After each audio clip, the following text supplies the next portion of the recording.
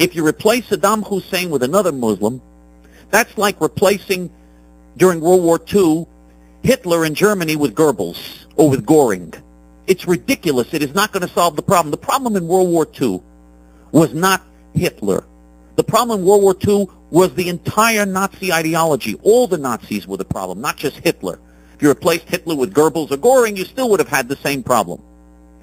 If you replace Saddam Hussein with another Muslim, you're still going to have the same problem. Because the problem is not Saddam Hussein or Yasser Arafat or Osama bin Laden. The problem is Islam. The problem is a religion that seeks to destroy all non-Muslim infidels. Read it for yourself on the Quran. That's the problem. You are not going to solve anything by replacing one Muslim with another Muslim. As long as that evil religion is still ruling, the Iraq will continue to be a threat to the United States, and the whole Muslim world will continue to threaten the United States. Now, George Bush says, yeah, but don't worry about that. Iraq's going to become a democracy when we remove Saddam Hussein. It's going to be a Western-style democracy.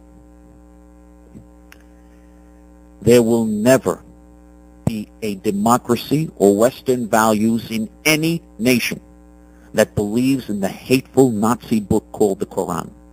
Muslims will never accept democracy or democratic values. They will never accept Western values. They will never accept concepts such as liberty and justice and human rights. Never, never, never. There are 65 Muslim countries in the world today. 65. Not one of them not only is not one of them democratic, all 65 are brutal dictatorships. All 65 are brutal, savage dictatorships. There has never been a Muslim democracy in history. There never will be a Muslim democracy in history. There never can be a Muslim democracy. Because for Muslims to accept concepts like liberty, justice, and human rights, they have to stop being Muslims. Islam and democracy are completely incompatible concepts. They cannot coexist. Islam and democracy are complete polar opposites. Islam is a religion that says that women are slaves, are brainless creatures who should have no rights, who should have their clitorises ripped off of them when they're 6 years old, who should be kept like slaves under nasty veils in the horrific sweltering heat of the desert. They should have to wear these huge black veils covering their entire body and face. The concept of women being treated like human beings is completely incompatible with Muslim teaching. Completely incompatible. And it is not going to happen. If it were to happen, they would have to stop being Muslims, because they would be violating what the Quran commands. The Quran commands Muslim women to wear the veils. It's in the Quran. The Quran commands the persecution of women. They're slaves. The men are their masters. Men are supposed to have the right to rape women if they wish. Women are your fields. Plow them as you please. This is in the Quran. The minute you say that women are human beings and have any rights at all, you are completely violating the most basic teachings of the Quran, and you're no longer a Muslim. So it cannot happen.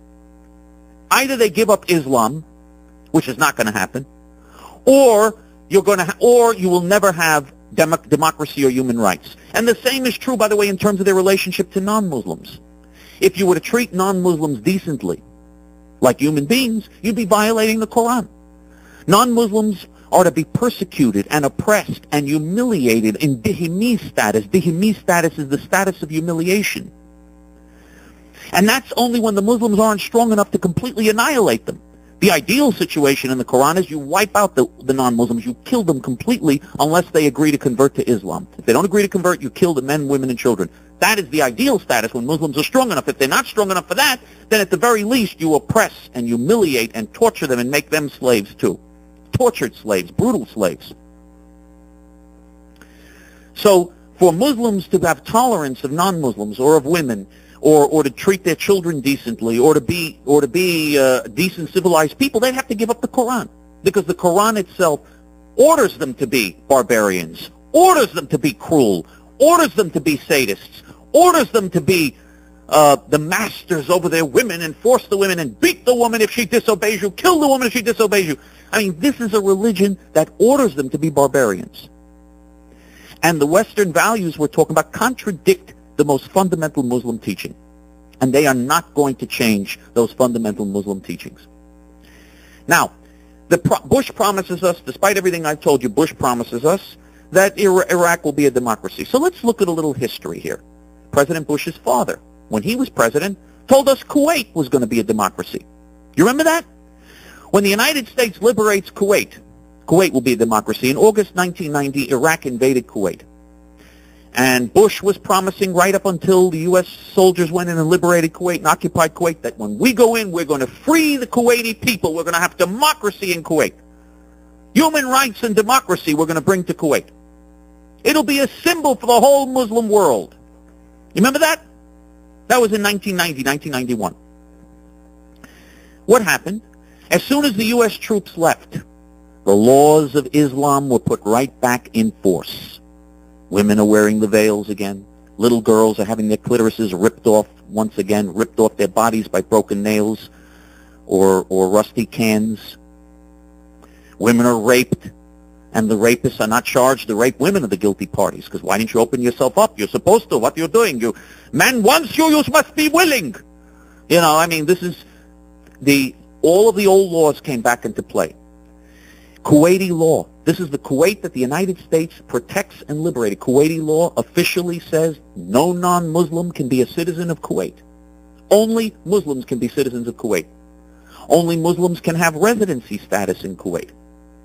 Non-Muslims are referred to in official Kuwaiti law as detested infidels. By the way, the term infidel, that hated horrendous term for all non-Muslims that comes in the Quran, is part of official Kuwaiti law, official Saudi Arabian law, official Jordanian law. Non-Muslims are called infidels. And we know what Muhammad says that you do with the infidels. Kill them wherever you find them. Kill them with your hands, your nails and teeth. There is a Christian or a Jew behind me. Kill him, says the Prophet. Now, and by the way, again, read the Quran and see if this isn't what goes on in that evil, hideous book. This is all part of Kuwaiti law. What happened to democracy and human rights and a parliament? Oh, they have a parliament now. They have a parliament. You can vote for Islamic Nazi Party A or Islamic Nazi Party B or Islamic Nazi Party C. If you're a man, of course. Women are not allowed to vote, naturally. Non-Muslims, forget about voting. Non-Muslims will get their throat cut if they try to go into Kuwait. Unless they're American soldiers protecting the royal family, then they could go in, but they can't wear a crucifix or a Jewish star or anything like that. They have to hide the fact that they're infidels, of course.